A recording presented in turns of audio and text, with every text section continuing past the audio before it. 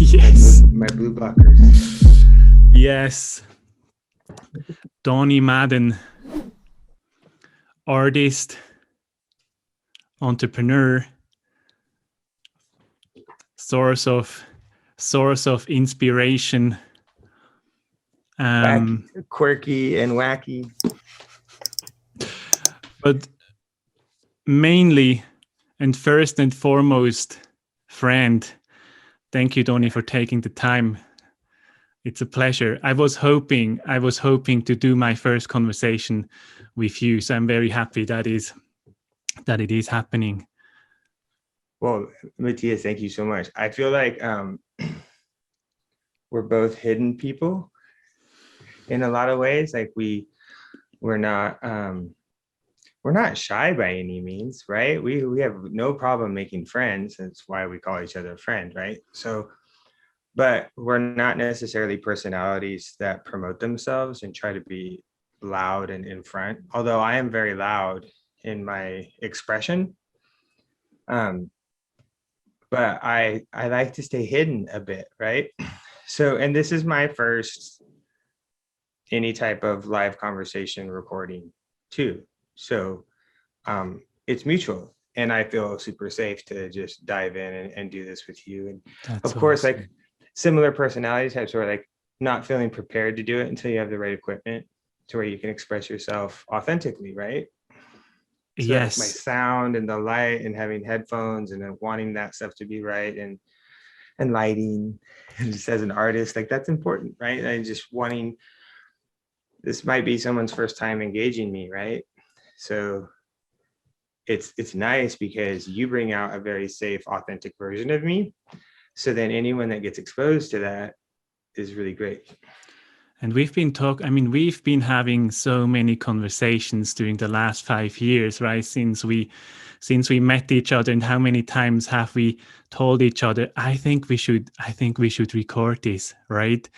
And even before, when I was preparing for it a little bit and was thinking about what questions do I actually want to ask Donnie, I actually tried not to go too much into that, so the conversation can just flow, right? It's that balance of being prepared, but also just let the conversation flow and see where it will take us. And I'm not worried I do love to it let when it you have flow with you. questions.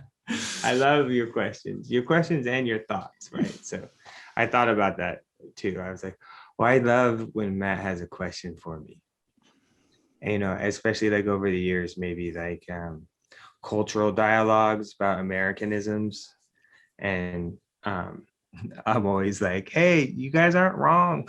Your perception's accurate of us. Like, I think the same thing, and encouraging you to be honest in like what your experience was like with, like, say, homelessness in downtown LA when I was living in downtown LA, and just being able to dialogue about what's going on in Skid Row in downtown LA. And so while you were in Los Angeles with us, that's a very like enriching conversation, because I was there for years walking in and out of it, right? And then and in my mind, I'd be like, how do we fix this? How did we get here? How do we fix this?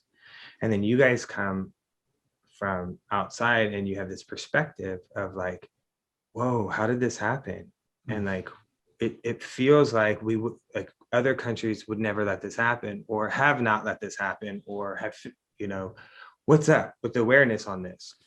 So those were always like very, very meaningful early dialogues that we had when you first came to the States to work and live. And so, yeah, I remember those foundational conversations, and like, okay, we can travel far and wide because of your perspective and your worldview and your openness, and just the willingness to dialogue about your perspective, because sometimes there's a risk that we expose our judgments about things, right? So like, I feel safe to say like, hey, I'm exposing a judgment here or a belief here, but I'm going to share it with you because I think it's worth the exchange. And then you could, yeah. So, and Ask then, you back. my And co-star app always tells me when to talk to you too, which is always funny. I hope today is the day. And for those who are listening or watching this and don't know Skid Row, and correct me if I explain this wrong, Donnie, but it's the district or a street between the arts district in Los Angeles and downtown Los Angeles, and it's mainly one street where a lot of homeless people live, and it's pretty shocking to actually drive by and see all the tents and how much people struggle, especially there. And in Los Angeles, what was always very shocking to me in the very beginning when I got to know and learn the city was, the contradictions. On the one hand, you have so much of everything, right? Amazing building, all these shops and everything Los Angeles has to offer, and then on the other hand, it's Skid Row, right? It's It's a Batman movie. homelessness, it's poverty, it's also at yeah, it can be dangerous, right? Los Angeles can be dangerous too. So it's these both parts. It's really interesting that like in humanity, um, it's just for me to like think of the human behavior of like we're human and this is how we behave. So that's a big filter for me through any of those experiences, right? So when I start rambling off like whatever my thoughts about it are in the moment, like, oh my gosh, this is terrible, or any of those things, if I'm reacting in that way and I'm saying all that stuff, I have to stop my chatter from doing that. And then I just go, stop, watch the humans behave. Like, Donnie, these are humans and you're a human and this is how we behave. And then I can start to break it down from a human behavior standpoint, from a very neutral, objective standpoint. And be like, this is how we are. And yes, there are conditions that, there's causality and whatnot. And that's what I like to get into. But it's like, here we are. What do we want to do with it? Is really what was my approach with Skid Row. And, and Skid Row has been like a metaphor of rock bottom too. So like in the 80s, there was a band called Skid Row, and I it really was didn't know that. yeah, it's basically like a metaphor of rock bottom. Like you can't get lower than Skid Row. So everyone that's on Skid Row, and then there's like musicals and Broadway, and it's talking about like life on Skid Row, right? But the reality of like, so in every metro city, like large, if it's a large enough city, as soon as you go over, so it doesn't matter where in the world it is, but as soon as you just go over a certain amount of population, then like behaviors change. Crime rates are going to go up. You are going to have dystopia. What's interesting is geographically where dystopia exists, right? So like for me, living in California my whole life, well, 7 years in Oklahoma, but California has San Francisco, which is dystopia. And when I say dystopia, I mean like in the same place, like one block, you have very, very nice, high-end 1% people living in condos, and they walk down out of their building into Skid Row type environment with houseless people, mentally ill, with just no support, no clarity, and heroin needles on the ground.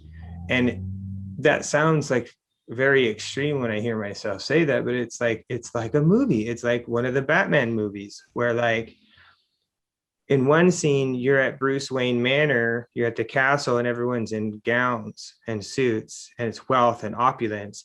And in the next scene, it's dark and they're under a bridge and it's steamy and like it's very seedy and it's just really, really dark and evil, right?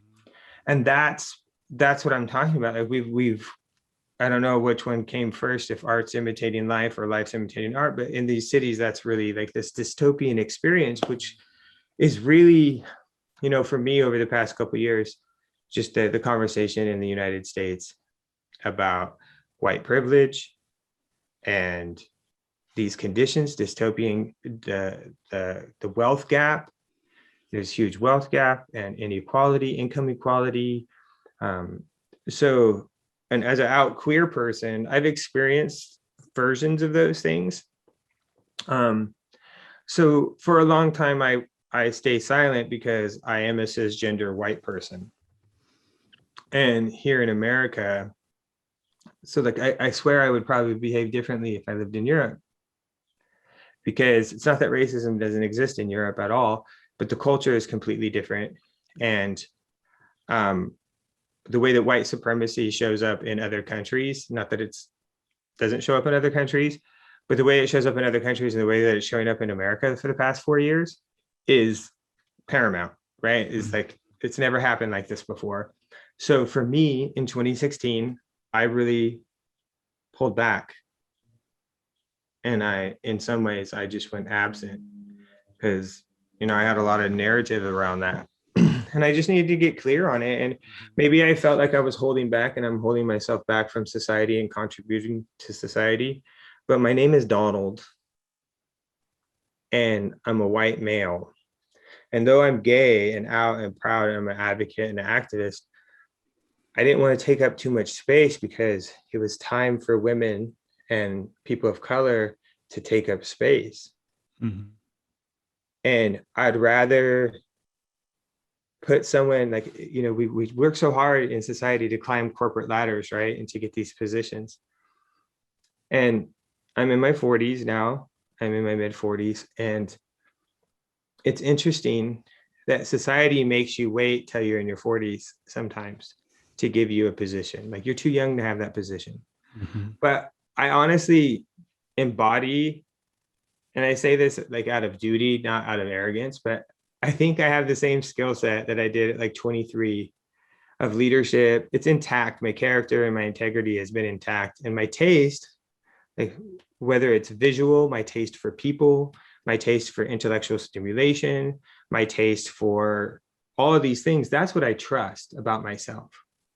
That's where my confidence is coming from. I'm discovering is my taste level. And I heard someone say, well, I trust my taste. And I was like, whoa, I need to do that. Because at this point, like the world has affirmed that I have good taste and I make good judgments. And so I shouldn't be afraid of my judgments anymore, because I choose good people. Mm. I could choose foods, environments, water. I couldn't agree more. And whenever I'm in your beautiful home and visit you, I can always feel that immediately. I mean, look at your setup.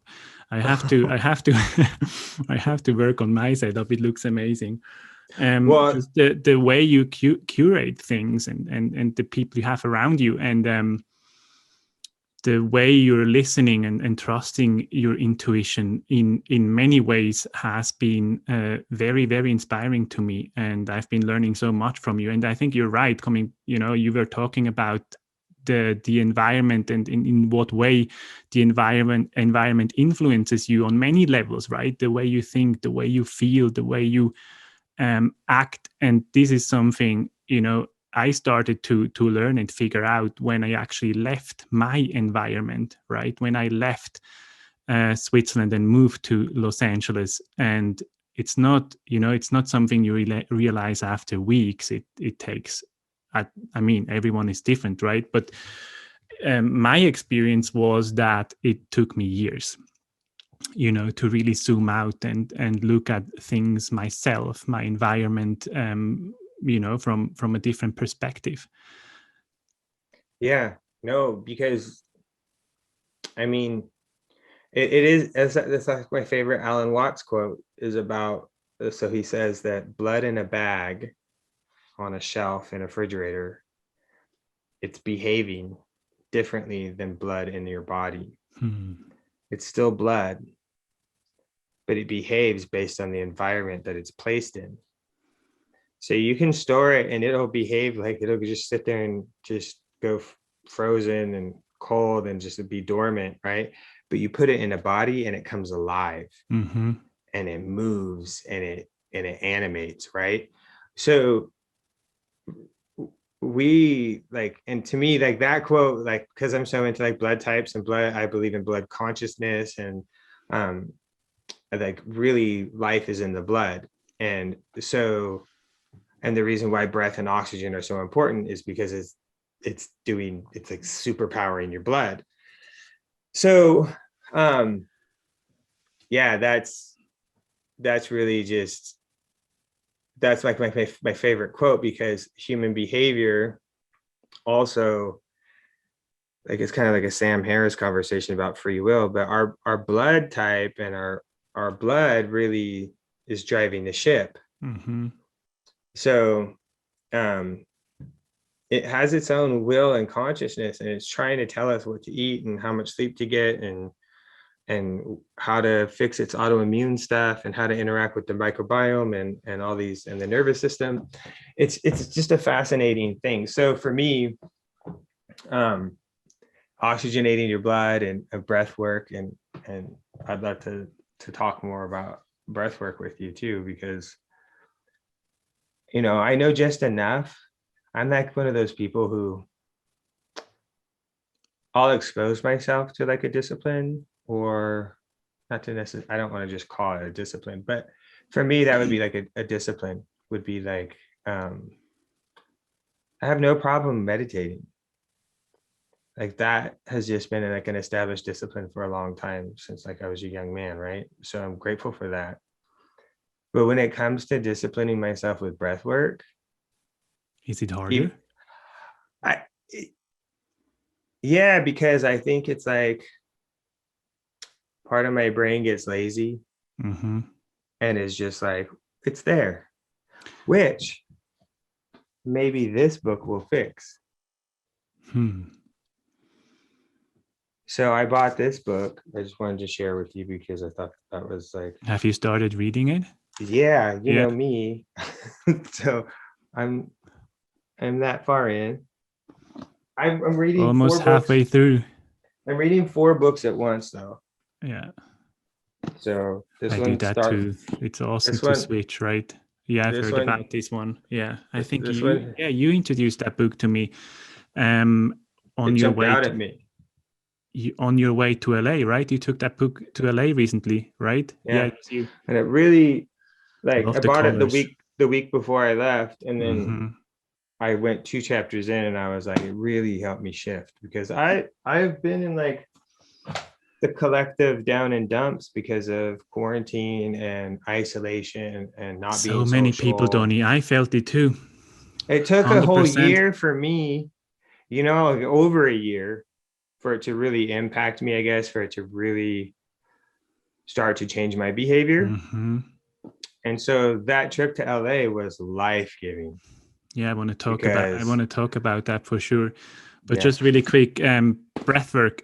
It's actually interesting that you say it's harder for you to do breath work compared to meditations. For most, I would say, or that's what I saw in my classes. For men, normally, breath work is an easier way to go deeper because we are so much in our mind, right? And maybe it's also because women generally, I mean, I'm just talking about the people I've been working with, right? Which right. doesn't necessarily represent, everyone, obviously. But for men, breathwork has been a good and efficient introduction to meditation, because in a way, breathwork is meditation, right? Right. So It's breathwork meditation. So it's but I yeah. want to go deeper than just my 10 counts or box breathing or the things that I do in conjunction with my other meditations, right? Mm-hmm. So I am always tying breathwork to my meditation. It's like one of the most simple meditations, right? But there's all these other meditations that I do, like Tonglen and Metta. Mm-hmm. Um, of course, I'm breathing while I'm doing it, but my focus isn't so much, well, Tonglen, you're focused on your breath, you're metabolizing, you're inhaling pain and exhaling joy, you're inhaling, so that's breath work. But I'm not changing my tempo. I'm not doing Wim Hof. I'm not holding my breath with a timer. I'm not like going for it. Do you know what I'm saying? Like, and I How do you think do it that, then? How do you do breathwork? well, Do you have a specific technique you're box practicing, breathing right? is like Box breathing. box breathing is my number one practice. Yeah. And then, or counting backwards from 10 Yeah. in my And breath. box breathing with 5 seconds. So it's basically 5 seconds I inhale start with 4. 4 And seconds then inhaled I and try to work to like 10 plus. yeah, for those who don't know box breathing, it's for the way you do it is 4 seconds. You can basically go with any, any amount of seconds, but it's 4 seconds inhale, then 4 seconds hold in, 4 seconds exhale, and then 4 seconds Holding at the bottom is the hardest holding for at the me. bottom, right? You're good at holding at the bottom. I've watched you do breath work and Yeah, photographed it's things. interesting, right? It's something you just get better at very quickly. And so what many people, we forgot how to breathe in our society, and many people overbreathe and breathe too fast. Yeah, once you go over a certain body percent fat, and you go over a certain weight, and you have visceral fat, it's weighing on all these muscles, Yeah, everything, right? So yeah, it's all just. So I think that just so those things. Okay, so here's the thing. Oh, I sent you that device that I was thinking about because my brain requires training. This is where I get lazy with it, right? So I have a discipline that, like, okay, I can take myself through a 45-minute vinyasa any given day. Both sides, I could focus on shoulders or hips. Like, I have a practice. It took me like 8 years to get that to where I'm like, I don't need a yoga teacher anymore. I am the yogi. I am the yogini. I go out to the beach, I put down my mat, and I could do like a 45-minute to an hour vinyasa, sun salute series, ABC, whatever, right? I got that. But then I stopped. See what I'm saying? Because to me, I was like, that's all I needed. I just wanted that. That was like a huge tent pole. Like, I just need to be able to have my own practice to where on any given day, I don't need a guru. I can go to my mat, focus on that limitation, that restraint, but then travel all over the place from that mat, right? yeah. And I So gave myself that after 8 years of classes. And then I remember going on vacation one time and I was like, oh, I'm going to miss yoga class when I'm gone. And I remember the first time, like, man, I don't want to go on my own vacation because I'm like so into yoga right now. And I was working at the ArcLight in Hollywood, and there was a yoga studio right behind it. And it made it very, very convenient for me to hit these classes so regularly. So I'm so grateful for that period of my life where I lived close to a studio and I was able to build that discipline for myself. And now it's mine, right? It's like mine. But of course, if I look over and I see the Ashtanga kids floating, I'm like, hey, but then I looked at like how much it cost to get that practice. And I was like, it just didn't flow with like my life at that time. I was like, dude, I can't drive across LA to go to that class and pay that much money for it. I was like, dude, this is like a commitment. It's like a program.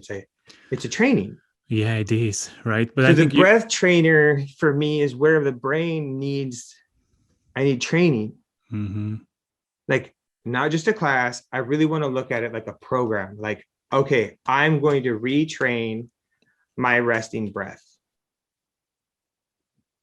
And that's where you have to hire like a Manuela and be like, all right, Manuela, like the same way that if someone came to me and said, Donnie, I need you to help me lose 50 pounds in 6 months. Yeah, Manuela is my partner who is offering breathwork classes in Los Angeles and Switzerland. And I think what you were talking about regarding your own practice, I think that's so important that you have, your own thing, whatever it is, something, a ritual, a ceremony, whether it's 5 minutes or an hour or even more, something you can, like something that helps you connect with yourself and charging yourself up, whether that's yoga or meditation or breath work, whether it's a walk in nature. It's such a, yeah, there's so many ways of how you can prime yourself mentally, physically, emotionally to just be, in a way, just be you, right? Yeah, I mean, for It me, all comes yeah, my biggest go ahead. health ailment would be like tension headaches. And I can sometimes, not all the time, but I can sometimes unravel a headache with breath, with That's just amazing. slow, deep cleansing breaths. But being in cool air helps a lot. So if the temperature is too hot, like that really, I think, so cryotherapy plus breath, like that's a huge thing. Like your nervous system doesn't like inflammation, doesn't like too much heat. Mm-mm. And so, um, but so if it's too hot, the air temperature where I'm at, the breath doesn't work as fast on like calming down and unraveling like that tension kind of migraine headache. Mm-hmm. And so, yeah, I think like, I guess what I'm saying is like, I guess I should just open myself up more to modalities of breath work that would expand my experiences.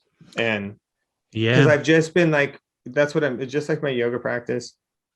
I've just kind of stayed there. And unlike the yoga, I'm okay with that being exactly where it is.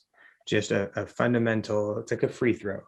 It's like people don't stop doing free throws. It's a fundamental. And then in baseball, you have to like do pop-ups and grounders. Like these are fundamental things. They're not home runs, but they're fundamentals and they don't go away. So even the pros at the top level. So like I'm fine with having fundamentals there. But what I'm saying is like with breath work, because I value it so much, I need to push myself through this place of just doing the basics, just doing enough. I need to push myself into like some type of curriculum and really put that into like my next phase of training. Mm-hmm. And I've just been like really thinking about training our brains and our nervous system in a way to where then it's automatic, like really creating the discipline to where it's mine. I have it. And that if you watch me breathe, if you're like a master breathwork person, you're a respiratory therapist, and you're just watching me from across the room and you see my posture and my breath movements or whatever, or even how I speak or sing or Mm-hmm. whatever, I want that to be very efficient, I want it to be, yeah, because okay, so here's the root behind all of it, Matt, is for me, I'm not going to have kids. I know I'm not going to have kids. I'm not going to pass on anything genetically to another human. But I think it's important for all of us to really push into our limitations and try to live a long life. And so my plan to live a long life includes oxygenating my blood from an epigenetic standpoint, from my lifestyle, from my practices, my habits. Like I'm drinking the peroxide water. We can talk about that for a second. Mm-hmm. I'm putting just like 5 drops right now is my maintenance dose. But depending on where you feel you need to like oxygenate and cleanse your body, there's different programs where you up your intake of it's food grade hydrogen peroxide and you dilute it in distilled water. And it's very, very powerful oxygenator. And there's a lady that wrote a book called The 1 Minute Miracle. And that's where I learned about it. And I thought it was interesting that like my whole life in holistic studies and supplementation and everything, I had never heard about this protocol until like a few years ago. I just find it fascinating that with the internet and the way that we like research and like do crazy stuff to find all this information about biohacking and how to live a better, like more fulfilled life, the universe is awesome and that it hides stuff from us. It leaves us Easter eggs and Christmas presents on certain days for us to go find, right? And then I'm like, at first I'm like, how in the world? I was like mad at everyone. It's Why good, didn't you right? teach me about this? We're young and we still want to discover things as well, right? But I agree, oxygenating the blood is of huge importance when it comes to reducing our inflammation levels in our body. And even if you're not into breathwork, just there's so many tools out there, right? But one of the simple tools is just becoming aware of your breath, right? And when you overbreathe and breathe too fast, most of the time you're not really aware of how fast you're breathing. It's the same thing that you can't really count your own breath, because when you start counting how many times you breathe per minute, you actually slow your breath down, which is interesting. But I think, I don't even know where the number is, but I think we should be breathing around 7, 8, 9 times a minute. The number is different for women, if I remember right. And just slowing it down is so important, and something that I didn't know for a long time. I always thought, or some people think when they breathe faster and even deeper, or taking more air in, it actually oxygenates the blood, which is not true, right? We need to slow it down to build up CO2 in our body, that then, because we need the CO2 to then bring more oxygen into our blood. It's the expansion contraction, right? So Exactly. our cells won't uptake the oxygen if the CO2. Exactly. Yeah, that's why we need to slow it down. And some one thing I'm doing sometimes when I go for walks, I walk and breathe normally for 1 minute, and then I just stop breathing and hold the breath out for as long as I can. And I do that maybe 5 to 6 times. And yeah, that's a breathwork session right there. And so why out and not at the top? Do you know why that's better? What does that do physiologically? Do you know? Because I'm not exactly sure, actually. If you're holding it in, I guess that would be eventually, if you're holding it in too long, that's creating too much carbon dioxide, right? It's too much. Yeah, maybe. For me, it's if you hold it out. Yeah, there is a difference. I'm not exactly sure, but for me, it's easier to hold it, to breathe out and then hold the breath. Yeah. Okay. Hey, a moment of vulnerability. Yeah. I have probably way more belly. I have way more belly fat than you do, right? So, and so that's like a legitimate vein surface level motivation is I hold the belief. So some people might not believe this science, but I believe this science that your body composition is a direct proportion to your breath. So we lose fat, we convert fat into carbon dioxide, and it leaves through our body, our lungs. It doesn't go through urine or through our bowels. We're not pooping out fat. It's being converted into breath, into our exhalation. So the correlation of it's funny because when I was at Equinox, I was working at Equinox gyms, and they're doing this breath and sleep work study.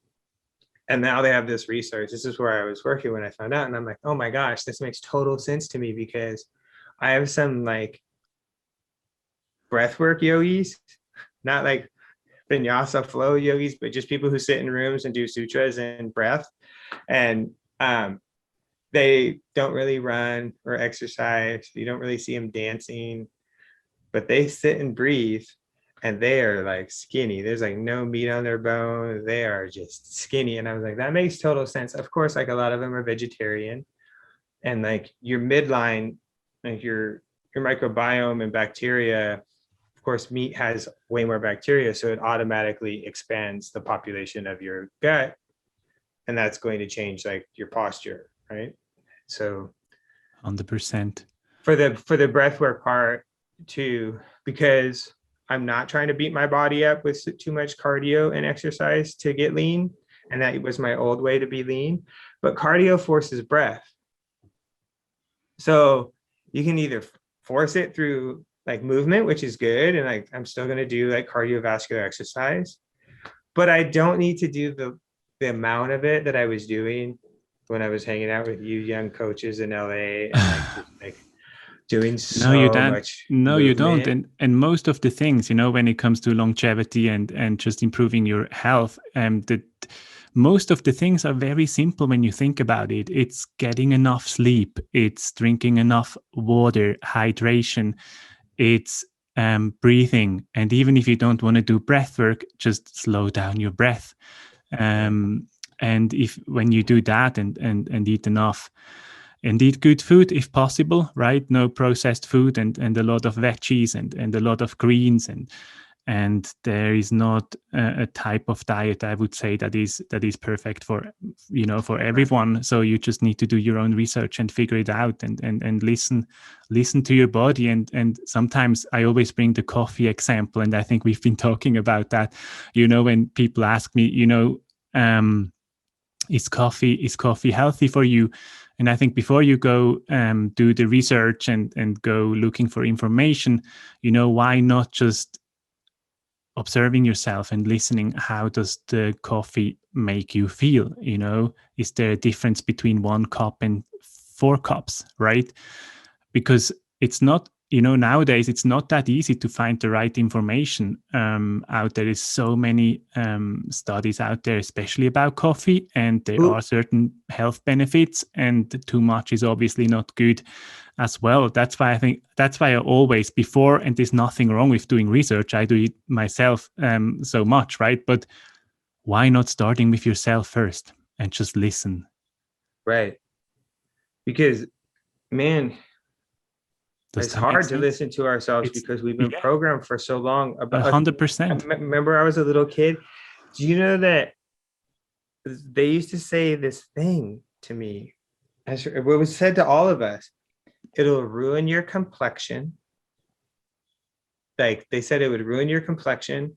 And I don't know what that means, how to ruin your complexion. I'm like, that means it's going to give me acne if I drink coffee too soon? That it was an adult drink, that it was bitter, and that it would ruin my skin if I drank it. So that was my childhood opinion of coffee. All right. So coffee, of course, you and I have had this dialogue, so we could like let people in on it. For us, it's like, okay, are we talking about coffee or are we talking about caffeine? Right. So then now we got to observe the difference of, no, how do I behave when I drink coffee? How does it make me feel? How do I feel when I drink caffeinated tea? What's the difference between coffee and tea? Okay, so I'm really trying to get into matcha because of all the people that I respect, that say that matcha is a much better form of coffee. Okay, it is not my favorite thing. So of course, you don't like the taste? Or some of them are way too bitter for me, and like I guess minerally or gritty too.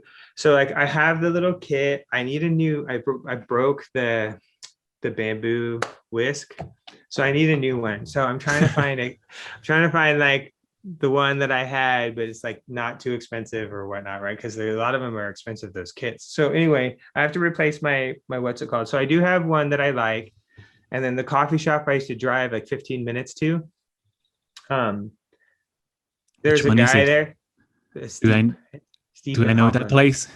I think so. It's the one with all the crystals. I had to have taken. When we went pick up Manuela from the airport, right? Yes. We stopped there. Yes. I've only been there once, and it's an amazing place. And for those who don't know, they have the best matcha in the area. It's worth driving 15 miles south. Everyone's like, what? You drive all the way there? I'm like, yeah, that's where. Okay, so then we've talked about how I discovered that certain coffees make me feel, I'll say that, just to be politically correct, it made me feel like a drug addict. Like overstimulated, super jittery, paranoid. I was looking out the windows. And I was like, what the heck? And I'm observing this behavior. And I am like, dude, there's something wrong with that coffee, because it was the only thing different. And I was like, that coffee is like toxic. It's making me, it's like, there's like someone spiked my coffee with a really bad drug or something. I just wanted to ask you sure it was just coffee? Yeah, it was. And then I found out, so then Ben Greenfield, his company, Keon, they confirm it, that there's these molds and fungus that are on coffee and they create behaviors in the body. They're excitotoxins, right? And so I learned about excitotoxins when I was a teenager because I was diagnosed with ADD, and So they didn't want me to eat top ramen or MSG. There was a list of excitotoxins. And so I know that mold and fungus, certain ones were on there. And so in general, which is an overcorrection from that one bit of information when I was like young and my parents were trying to find out about like mold and mycology and stuff like that. From then on, they told me I was allergic to mushrooms. And I didn't eat mushrooms in my diet. No type of mushrooms. None. For years. I mean, you do eat it now, right? When did that change? It changed when I realized that I didn't need to, like with Paul Stamets, like I didn't need to like throw the baby out with the bathwater. That yes, fungi can wreak havoc in the human body, but there's also like, there's a supply chain or there's a food chain in that ecosystem. There's like dominant spores that will eat other spores and clear them out, right? So if I had a fungus in my body that was creating a bad situation, lion's mane, cordyceps, reishi, chaga, one of those is going to clear out that little agitation mushroom and get rid of it, right? And I didn't know that. So we were just trying to avoid all agitating fungi. And so it was just like, let's just stay away from, and so all mushrooms kind of had a bad name for me, like I was allergic to them. Mm-hmm. Right. And then that wasn't necessarily true. And I was robbing myself of cordyceps, which is like my favorite. For me, my physiology, my anatomy, whatever the molecule is with cordyceps, when I plug cordyceps into my body, I feel like I'm on like some type of nitrogen oxide. My muscles get pumped, the breath work, you barely have to do anything. I'm like, whoa. Mm-hmm. Sometimes I don't like that because like if you're doing a CrossFit workout and you're trying to like hit your number, your blood pumps up too fast and you have to wait for some of that blood to leave the muscle and then you can do it again, right? You're not doing CrossFit, right? Anymore, really? Or do you? No, I don't do any high repetition. Neither do I. Anything. But I am like a slow slug on the floor right now. That's good. But I'm on the floor. Yeah. Low and slow is the name of the game right now. And that's mostly just because I'm trying to like really like this. And like, I'm not doing major some locomotion trainings. Trying to build up my conditioning, but not trying to like, it's hard because your brain has these memories of 5 years ago. I know. And it's again, Donnie, it's again the unlearning, right? Which is we need to play more games. I need you to bring a stick and make me jump over the stick and I will be back soon, brother, for sure. Those things. So that's where like being back in society and like this is going to be so good for everyone's brain. So I'm hoping that and that's what that book is all about being our superpower, being social. Mm-hmm. Right. And so like you and Ronnie were really like pulling me into a play state. And then I was pulling you guys into different play states. Right. And we were each pulling each other into like maybe a competency of play that I'm really good at. Right. So it's like, or you come and visit. And this time every time you come, I have a different toy. Right. It's new to you.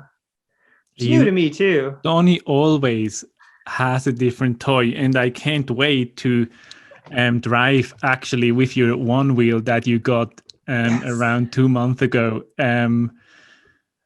How is the one wheel?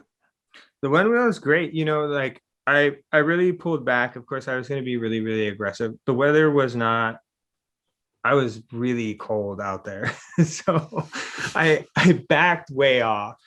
And then I just went into a slump where like, I was still going outside. I needed, I have to be outside in the sun every day. But I wanted to just be on my feet. I was like just grounding. I didn't want to be off the ground. So I wasn't biking or doing any wheels. But you were in the beginning a lot, right? I saw every day on your Instagram several times a day. Hey Donnie, I also wanna if you don't mind, and we're already talking for so long, it's just the time with you is always passing by so quickly. Just by the way, looking at your shirt, and I love the colors, and it just reminded me of the colors I always saw when we were both working in the cannabis space, and we just had 420 2 days ago, right? And you texted me that you went to Humboldt. And I just thought that's an interesting thing, because in Europe, people don't really know about 420.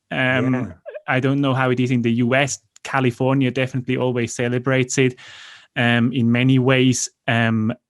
Do you mind explaining people where the meaning or the celebration of 420, where that comes from, and what you did 2 days ago? I think that would be super interesting. Oh, I like that. Thank you so much. Actually, it's kind of like, this is one of those things that's like, where it's like a very kind of a foolish thing, a very small, foolish, frivolous thing that was started by like teenage hippie stoners. And now it's a major commercial holiday.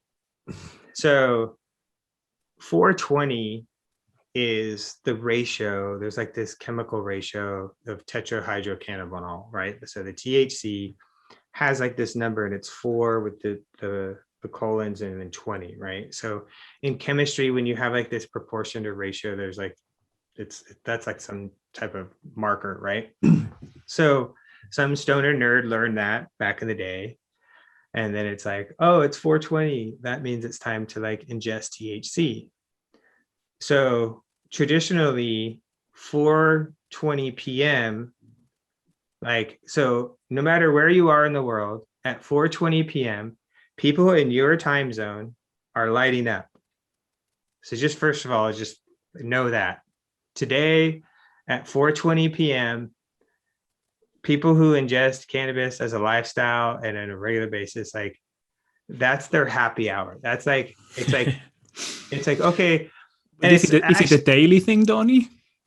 For some people, yes. For people right? who, for some people, it daily is. ingest cannabis, like, maybe they've probably had cannabis all day long, but then when they realize, oh, it's almost 4:20, it's like their smoke break or their afternoon cup of tea. So like in London, they have tea time, and at 3 p.m., or I think that's the tea time, right? Isn't 3 p.m. tea time? Or is it sooner? I don't know. 3 p.m. I think it's 3 right p.m. because it's the circadian rhythm, yeah. Which made sense to me that like at 3 p.m., you would ingest a little bit of caffeine to get you over that slump of the day, because you have a few more hours of sunlight left. And if you've been up since sunrise, at 3 p.m., you might be a little fatigued. So stopping and like putting your feet up or doing some breath work or whatever, like a little stimulation at that time is like cultural. So opposite of that, if you're in a stressful work environment and everything's go, go, go, go, go, cram this in your brain, take a test, learn, punch in, punch out, do this, do that, pick up the kids, go do this. Having a slowdown, and cannabis actually does slow you down, because like you're just, even the inhalation, you're like, and then you hold it in. It's breathwork with cannabis. It's kind of tricking you into at least taking one good breath, right? It's at least it's tricking you into at least taking one good one. And most of the time, the person is going to like maybe have to recover from that and do a couple other like deep breaths and go, wow. And then that oxygen and that, so then your endogenous pharmacopoeia kicks up. Okay. So, but back to 420. So April 20th is around Earth Day too, right? Sometimes Earth Day would be celebrated depending on the day it hits on, right? But I think there's like one real Earth Day, but it's right there right in front of Earth Day. And it was just like a traditional, very like cannabis culture lifestyle date. But now that cannabis is such an industry and there's all these companies and there's so much, like, it is a retail holiday, like Black Friday for Apple. It is like the sales on 420 will be better than the rest of the whole year. People just come to take part of like the sales, the deals, the celebration, the culture part. And it really is about the culture for the people who have been in it for 20, 30, 40 years. For them, they set the tone on these days. There's definitely the business side where like the capitalists are like cha-ching, cha-ching, like, what are we going to do for 420? And you can't just show up to 420 as a company and just charge regular price. It's like people expect the deal. They want They want Black Friday, Christmas shopping. Short question. You've been, you truly are an expert when it comes to cannabis, and your knowledge about the plant and all its compounds is so deep. And I want to ask you a few questions about that later. Okay. But for the community, I think the awareness of what 420 is and the way people celebrate it nowadays, even people that aren't really or don't really know that much about the cannabis culture and where it's emerging from, basically. But nowadays, because I think, or how I look at it from a European perspective, and I've been working in the cannabis space in California, and I was involved, through the transition from where it was medically legal to recreational legalization, which has been a fascinating thing to see. But I would say, and correct me if you see that differently, we're still in an early stage, in a way, maybe not necessarily in the US, where many states already legalize cannabis, at least medically, right? But is 420 also an event or a day to celebrate that growth of the awareness of what the cannabis plant is being able to provide? Yeah, if that question makes sense. I think because the culture has been it has been a hidden culture because it was illegal. This was not possible to do research, and now that's opening up. Is that something the culture is celebrating nowadays? Well, I think it's so interesting because you have just different groups and subcultures within a culture, right? So inside the cannabis space, you have like very shamanic spiritual practices, people who really revere the plant than maybe someone who deals with ayahuasca or another root medicine, or if they're facilitating experiences or doing any type of like psychedelic therapies or anything like that. Like there's like this whole camp of people who just respect cannabis so much. Of this, okay, it could be I know a woman who she's so sensitive to an edible. If she eats an edible of cannabis, it's like she's having ayahuasca experience. So she has dedicated her life to respect it. She wanted to villainize it. She wanted to blame cannabis and made her paranoid, scared, afraid, but it was showing her all her fears and asking her to look at all of them and then wanted to talk to her through it. And so for her, she looks at cannabis as like a spiritual guide. And so you have that. And I think that those people plus different versions of that into just like their daily practice of like, so I call myself a friend of cannabis, right?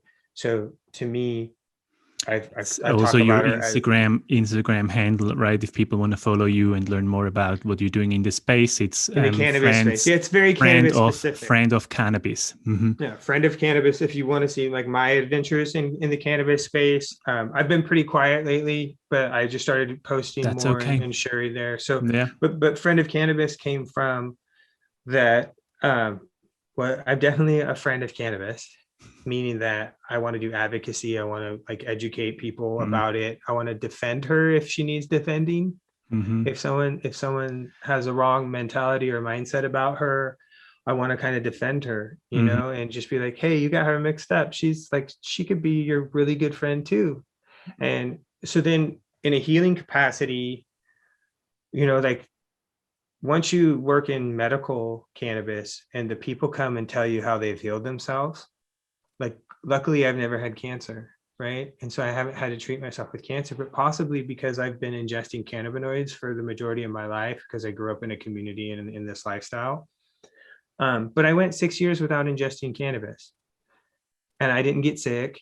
And I was still in school but I just was very disciplined and I wanted to be like in a fasted lifestyle and I fasted cannabis for 6 years.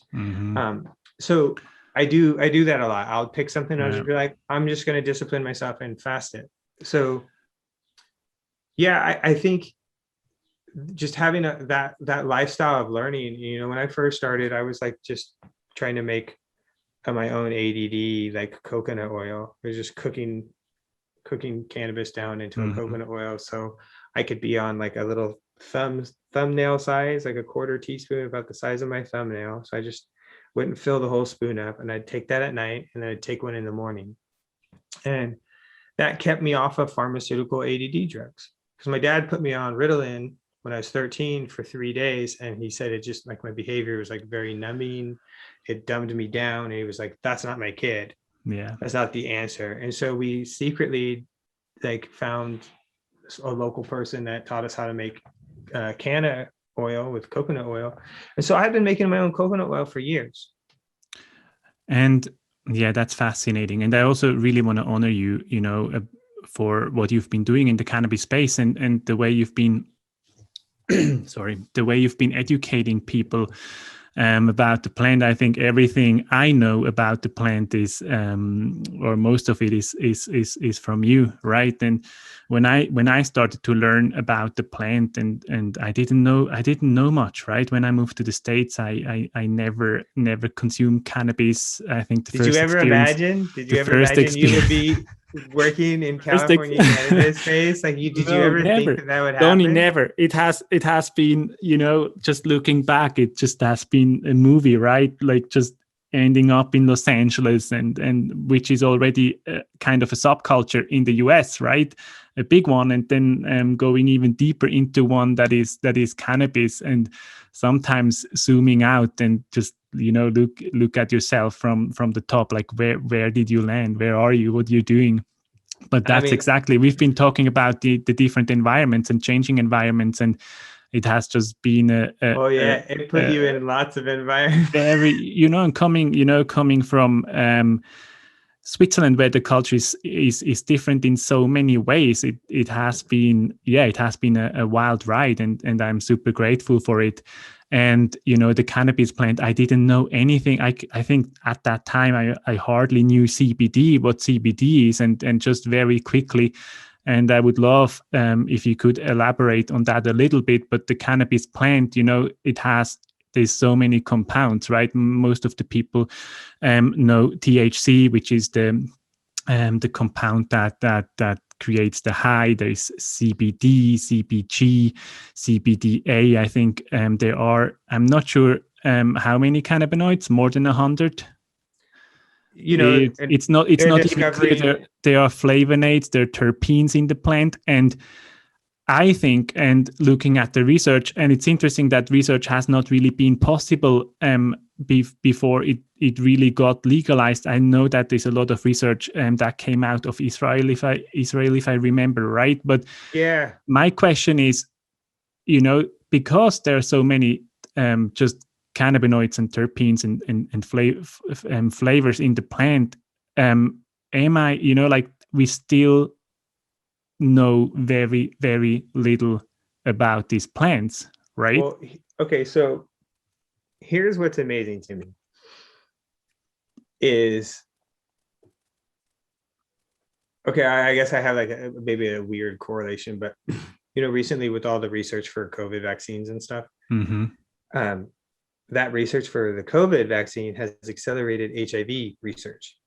And because of like the accelerated, you know, prioritization, like so once you allocate money and you free people up to do a task, things get done faster, right? So, let's free up the scientists and give them money to actually accelerate this vaccination thing. And then boom, things start happening faster. And then they share their information. So now the HIV people are like, wait, what are you doing? And they're like, what if we did that? And then they do it. And right now there's an HIV vaccination that's 97% effective. So it's like, bro, okay. Everyone is so slow to study the plant. What's going to happen is some point down the road, cannabis is going to turn around and be like, now go back and look at mint. Like you over here wearing me out, trying to see what I can do for you. But cannabis eventually is going to turn around and point back to the other plants that we're ignoring. Because like, so what you just did was, and you triggered this thought when you named off all the parts, like the lipids, the flavonoids, the terpenes, and the cannabinoids, right? So we harvest cannabis because we were like, oh, this is a commodity. And now it's snout to tail. Let's use the whole animal. Let's not throw away anything. Let's use the fiber for hemp fabric. Let's do this. And not everyone's doing this, right? But as far as like chemical compounds that are be able to harness and commodify, that's what you're talking about. So like we take the essential oil or the terpene linalool from lavender.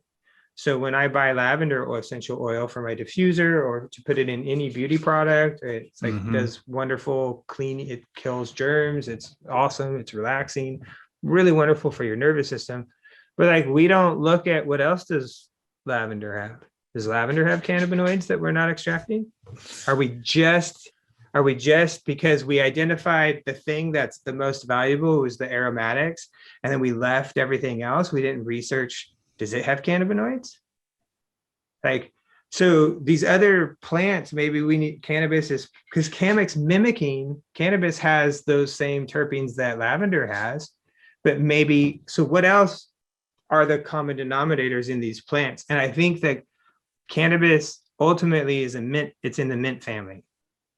So the mint, just the whole class of mint is like powerful healing. So there's all different types of mint, cannabis, hemp, that's all a classification of a mint plant. So ultimately, I think cannabis is going to start pointing and be like, hey, we're actually a genome and a phenotype of mint. We're underneath the umbrella of mint. So then I think we might go down all the other mint, like, and they probably have to a level, but now because cannabis is demonstrating so many healing properties, it might make people go back and look at existing research and see where they missed things. 100%. And I just encourage people, whatever opinion you have about the cannabis plant, I didn't know much, right? 5 years back, and it has been fascinating to learn about it and what the plant can do. Also, when it comes to human consciousness, and I believe we're just same with breathwork and many other things. We're just about to learn about the many benefits this plant has to offer. And one short thing, do you remember when we went to Ojai, California, together to that dispensary? And I think, looking back and thinking about, what people told me about the plants, that's always something that comes up in my mind, because there were a lot of older people, I would say 65 plus, and they came in many, right? I was maybe talking to 30 people that day, and they gave me feedback about the products they use. They mainly were using combinations of CBD and THC, depending on what they had. And many of them were telling me, since they started that journey and using the plants to heal themselves, they massively reduced the pharmaceuticals they were taking before. And just all these feedbacks I've been hearing during that time in California, during the time I was involved in the cannabis space, was mind-blowing and helped me go deeper in the research and experiment with it.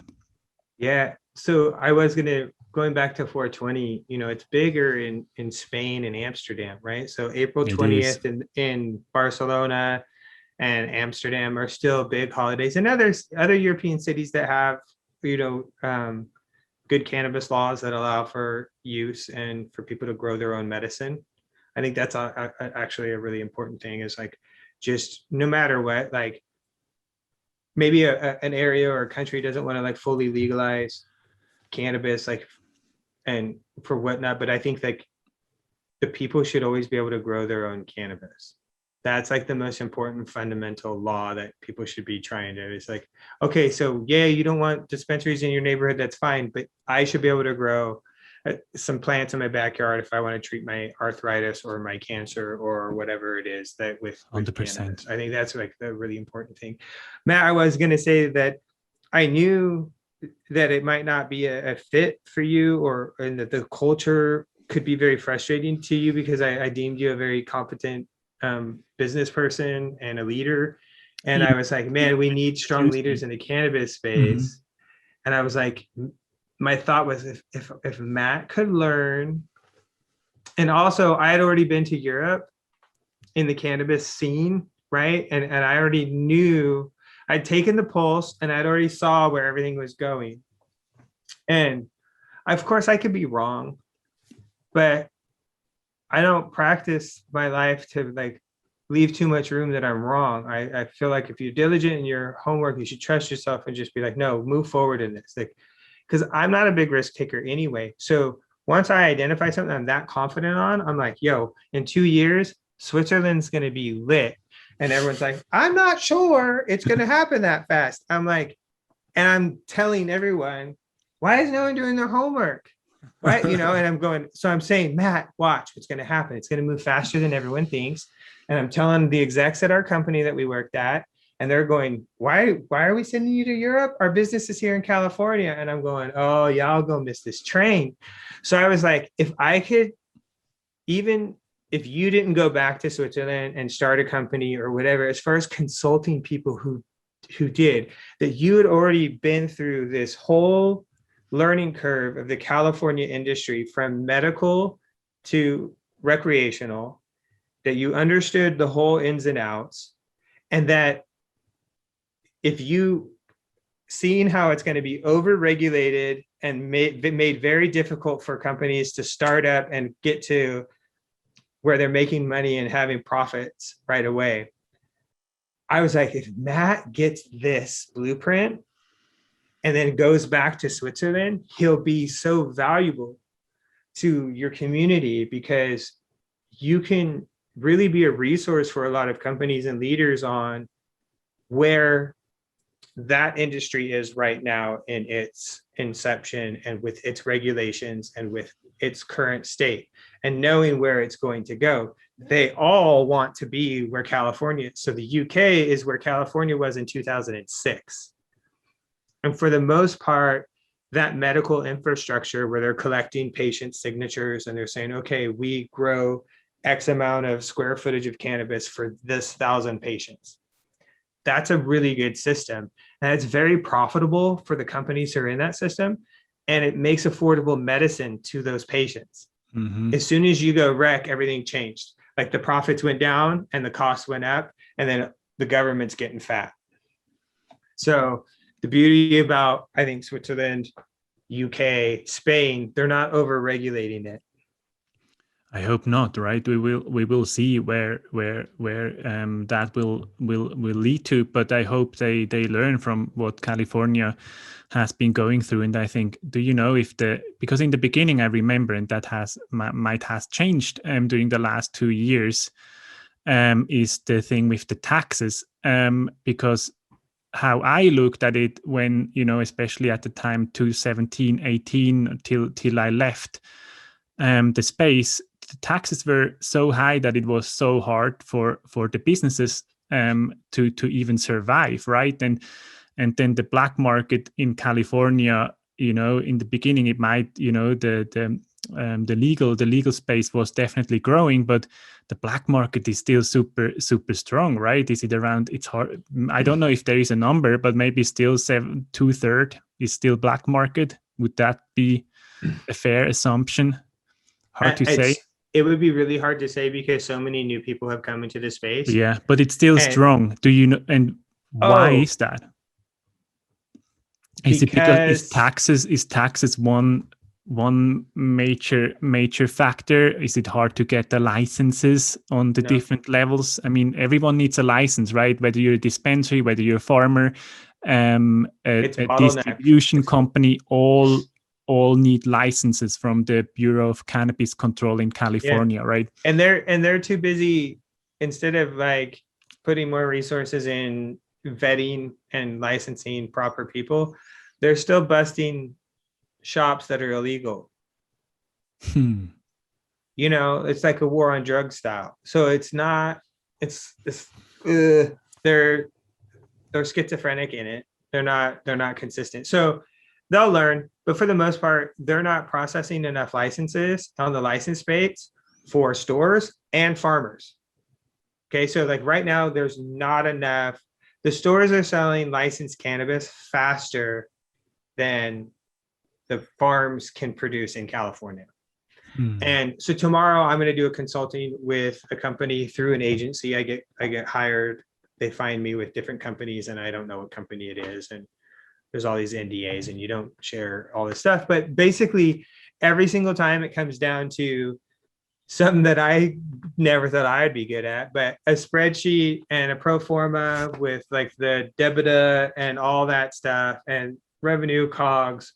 And I'm basically now, after years of this, I can't believe that I'm able to articulate these things, but I could basically tell everyone, be like, no, you're not going to make it to profitability in licensed cannabis with all of those fees. And so ultimately, like, people are running their calculators, like, indoor growing is gonna, it's gonna, someone's gonna have to innovate indoor grows. Just, it's not sustainable, not for the environment, and not for production. Like, it's too costly at the end of the day for real estate and operations and energy.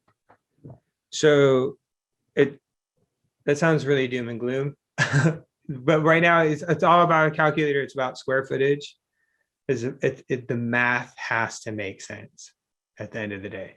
100%. So, but when you're starting off an industry, a lot of people have budgets for fluff, right? We have to make sure that people come to the party. So we're going to like give them free rides. We're going to send them clothes. We're going to do all these things. We're going to spend all this money so that people come to the party, even though like that, none of that's really going to come back to them. They're not going to make enough people are not going to come to the party for that money to come back that they're spending. So there are like just companies that are up, and they don't even plan on staying. They're just like taking up space because they want like things to move forward. It's a really interesting thing that like someone has that much money to create a shell company or something like that. It would they don't really plan on staying. Like Dan Bilzerian, I think his company is dead. I heard that. Yeah. So, but he like, how much money did he spend to launch? And because just like everyone in that camp knew that he was not going to be well received. Like, why did they do it anyway? Why did they do those tasteless ads? Why did they, like, this is like just very opulent wealth being wasted. And it's basically, it's like, I'm going to waste this money, even though you guys don't like me. And all the feedbacks from the community are like, we hate you. You treat women bad. Yeah. You're a douchebag. Some people are just not listening or are not aware of the community, of the strong cannabis community there is in California, and just do their thing. Yeah, I think it, like, I hope that people are more responsible with their wealth. I practice every day what I would do with $1 billion. What would you do? Oh, brother, where do you want me to? I mean, okay, so it's water and trees are the first place, right? So how much of that $1 billion do I put towards reforestation of the most important? It would have to be strategic. It'd have to be, you have to think about, okay, what places just got ravished by fires? And sometimes you need to just let nature do its thing, and like, it'll repopulate on its own. But if a place got ravaged by fires 20 years ago and that fire didn't pop all the new response, then we got to work with nature and go in and fill those gaps, right? And sometimes forestation causes more problems. There's a cascading series of events. So man thinking he's saving the earth sometimes is causing more problems. So you have to like work with the Native Americans who have been dealing with how to plant the oak trees with the redwoods and the pines and the cypress for our region, right? But there's a guy that wrote a book on oak trees, and he's like, every civilization, around the world, oak trees are at the beginning of every civilization. So I was like, oh, but I don't see oak trees in Switzerland that much, but it's just not the dominant tree, but it's there. So it's a really interesting thing. So planting trees would be like that's like that proverb in like, in essence, of like, plant trees that you're not going to sit underneath their shade, right? I'm going to plant a tree for your grandkids. Like, I'm not going to sit underneath that tree. I'm going to do it over there. It's not just for me in my yard to protect my house to save me money. Like, no, I'm trying to keep oxygen in the air for the earth, right? So like, that's the big one. And then You already do water. that in your apartment, which is amazing. Yeah, I try to. Yeah. Like, but trees are the bigger answer, Mm-hmm. and it's expensive. It costs money to do a big scale, and that's what we need to do, is big scale. I mean, the impact of this, like every family planting a tree strategically, would be major. It would be huge. But having a lot of money and resources and heavy equipment and arborists and forestation experts, like, we could do some major stuff. The next one would be water conservation, directing desalinization plants, just getting better at using our water, mindfulness of water, the consciousness of water. So like, there's so much coming from water, but right now we really just need to be better stewards of water. And water should not be a commodity, falls from the sky for free. Like, there's enough water. We're just living in a way that's like damaging the water. So we need to clean up our water. We need to educate on water. And just from a wellness standpoint, this is across barriers, right? So if I'm working at Equinox and I have a wealthy client, they can afford anything, right? They could ship water from around the world. They have water filtration treatment systems at their houses, and they have like meal plans and chefs cooking their food. So it's like this very controlled environment. So they're like the epitome of health because they have endless resources. But a poor person doesn't have access to all that stuff. But a poor person could increase their well-being in their house just by increasing the quality and the quantity of their water. So I would spend billions of dollars, if I had it, on increasing the quality of people's water first, right? And then the quantity of it, so that, because just that one thing, if I don't have money for supplements, I can't sign up for $200 of Purium a month for superfoods. But if I just increase my water quality, if I just start investing in a low grade filter or something, it could just be one step. If it's Brita, fine, I'll take a charcoal filter. It doesn't have to have 3 stages. It could just be 1 stage of carbon, right? So pulling a lot of stuff, carbon pulls a lot of stuff out. But if you get like mineral and ceramic in there, now you're like reverse osmosis, and you're down to a certain micron size. Now you have really good water. Just that one thing, man, from a poor family's perspective who can't afford supplements and all those things, just that one thing will increase the quality of life for every human. Donnie. So like, those are the 2 things, like from a global impact, like what do I think if I had the billions of dollars and I had to fix large things, and then houselessness and mental illness would be right after that. So like, I have all these theories about houseless people and encampments and communities and stuff. And like, we watch these stories on the Dodo. The Dodo?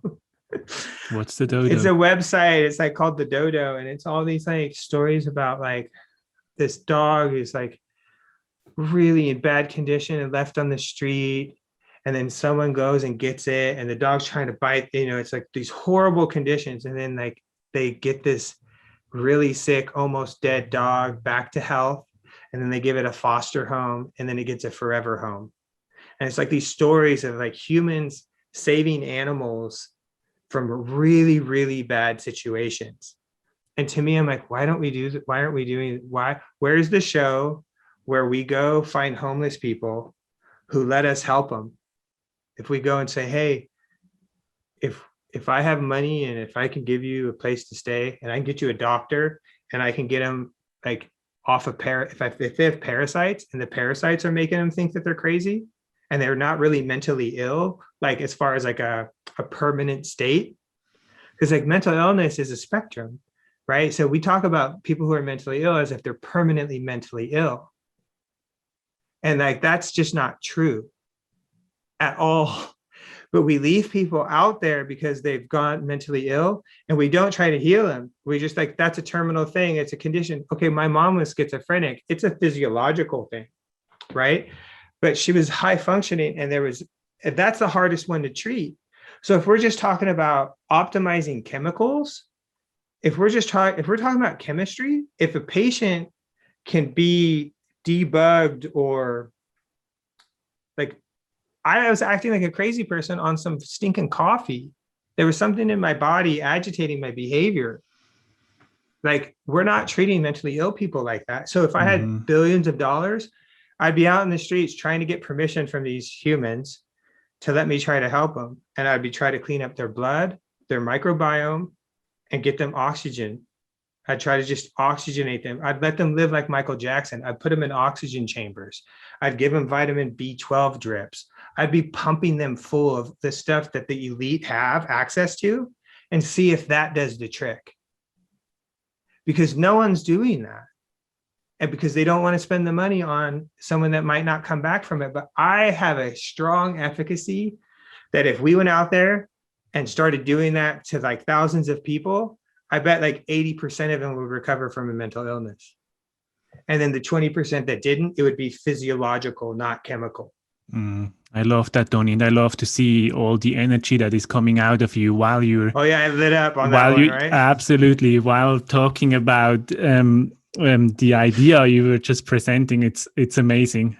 I love that. Well, because those questions light me up, Matt. Like, what would you do with $1 billion? You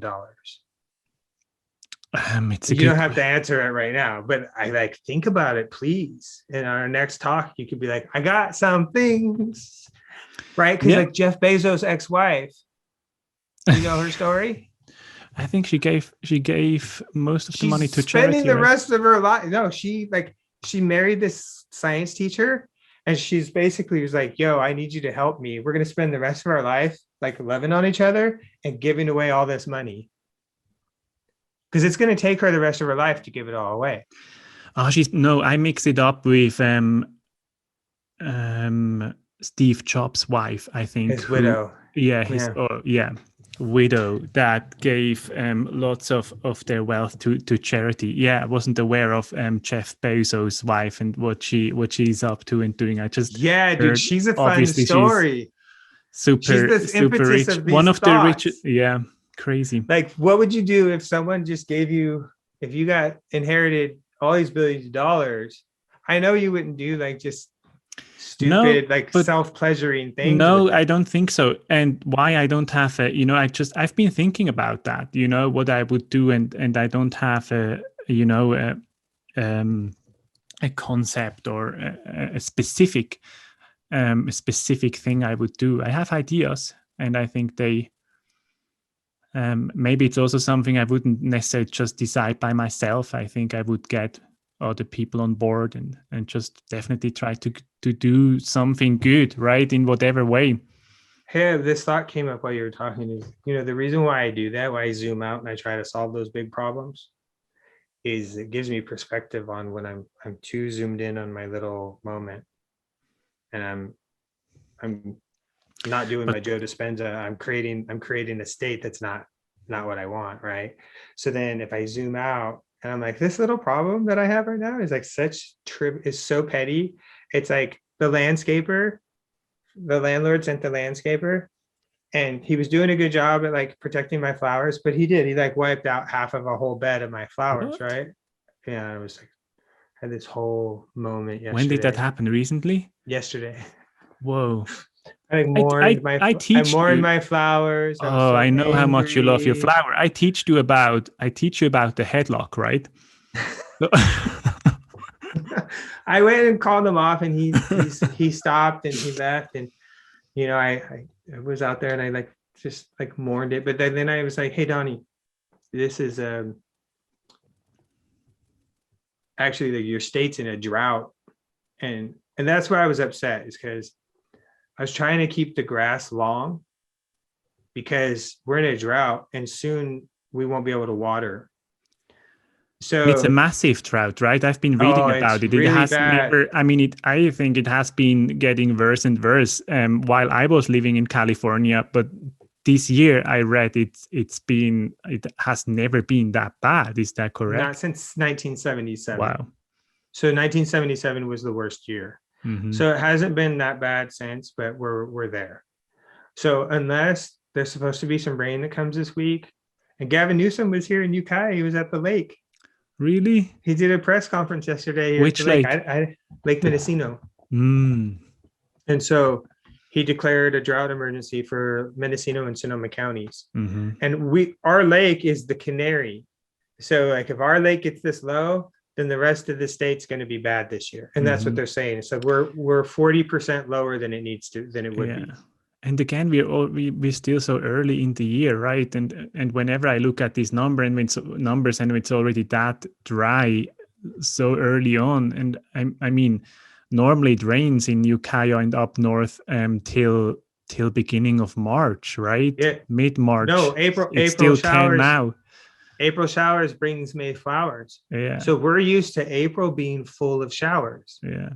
That was our saying. We lived in like this latitude line where in our elevation, like these showers would come in and then May and June would be full of flowers. So in California, you know, the super bloom, like people drive all crazy for hours to go see the blooms when there's rain in those areas, right? So I did that.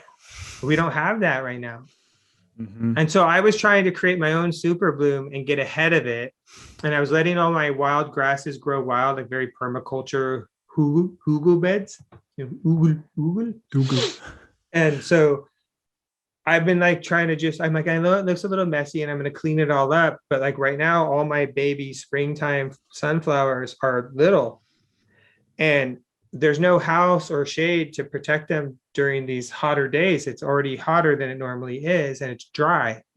So they can't handle that much sunlight. So I was using the grass to protect them from that first morning light, because they don't get it till later on, till it gets high. And then the afternoon, they don't get burnt from the hot evening sun. And this guy just came in and just raked down everything, including my flowers. And I was like, oh no. Hey, anyway, I want to be I had to zoom out. Yeah. The whole thing was like, zoom out of that little problem, because that's not really your problem. I observed 100%. My attachment. I observed my frustration. I was like, wow, I felt like my work was disrespected. But that's where life, you don't have control of those things, and how you respond to it will really determine your quality of like the rest of my day. Like, how long did I want to be upset about that? So I needed to zoom out and look at, because I was watering, I zoomed out to think about the bigger water program. And I'm like, what's my responsibility? Do I need to make save water t-shirts, conserve water, or just do the water? I had one that just said water, just to make people more mindful of water, just water. And I have a water molecule and it just says water on it. So I made those t-shirts in 2014 because we were in California was in a drought. So I did a California, but now I just want to make people more mindful of their water use in general, right? So that was the thing to tie that back around, was zoom in and zoom out. That for sure.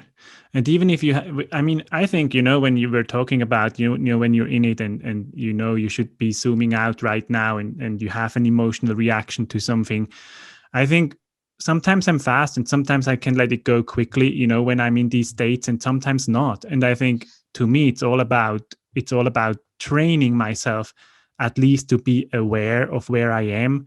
And even if I have emotional reactions and can't let it go immediately and am in these states a little bit longer, at least I'm aware that I'm there. And I think the more I'm aware of it, the faster I can let go of it normally. And I think it's Joe Dispenza who describes, the definition of what emotional intelligence is. It's exactly that, how fast, how quickly can you get out of these emotional draining states, basically. Yeah, I think he calls it refractional period of emotional reactions. The faster you can get get out of it. And obviously this is a very general definition of what emotional intelligence is, but that's one definition. The faster you can let go of it, the more emotional intelligent you basically are, according to his definition. It's tricky to know when you're in it, right? To see yourself 100%, in that, 100%. and you're like, oh, but because we've been reading Joe Dispenza for years, we should be I'm getting better at it. And I tell you what really helps, Matt, is I'm standing out there in the garden, watering, right? So I got water going on, I got the sun on. That's your meditation, Donnie, isn't it? And I'm grounded, I'm on the earth. And you so take your shoes off? So right then I'm like, oh, let me ground out some more. Yeah. And then like the past couple of weeks, so my friend has this device that like reads your aura and your chakras. And like all my colors were like full except for the red. I wasn't grounded. And he goes, that's interesting. He was like, normally if you're not grounded, all your other chakras are like depleted. Yours are all lit. I'm like, yeah, I'm real high.